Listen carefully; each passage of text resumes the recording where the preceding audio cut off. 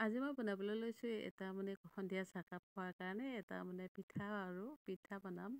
এইটো বনাবলৈ মানে চুজি লাগিব। চুজি মই 1.5 কাপমান চুজি দিছোঁ আৰু পকা আম আছিলে, পকা আমটো মই ইয়াতে কাটি মই মিক্সাৰতে দি দিলোঁ। আৰু ইয়াতে অকণমান মই চেনি দিম আৰু ইয়াতে অকণমান নিমখ দিম। দি এইখিনি মই গোটেইখিনি আম কাটি ল'লোঁ। এটাই আম দিছোঁ, বেছি দিয়া নাই বাৰু। চুজিও কমকৈ দিছোঁ আৰু আম এটা দিছোঁ আৰু মই ইয়াতে চেনি 4 চামুচমান চেনি দি দিলোঁ আৰু অকণমান নিমখ দি দিম আৰু বিশেষ একো দিব নালাগে, অকণমান পানী দি দিলোঁ আৰু এইখিনি মই মিক্সাৰ কৰি ল'লোঁ।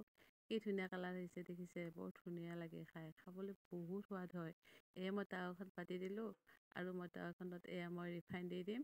এতিয়া মই পিঠাখিনি বহাই দিম আৰু ধুনীয়াকৈ এটা এটাকৈ মই বনাম। মানুহ বিশেষ নাই বাৰু, 3জন মানুহ কাৰণে কমকৈ বনাইছোঁ। বহুত বনালেনো কোনে খাব, সেইকাৰণে আৰু কমকৈ বনাইছোঁ। এতিয়াতো আৰু ইমান খাবৰ মন নাযায়। সন্ধিয়া সময়ত কিবা এটা খালে হ'ল আৰু ভাল লাগে এনেকৈ খাই। আৰু মোৰ এই পিঠা কি ধুনীয়া কালাৰ আহিছে দেখিছে, একদম গল্ডেন কালাৰ আহিছে। বহুত ধুনীয়া হয় খাবলৈ। আপোনালোকে বনাই খাই চাব।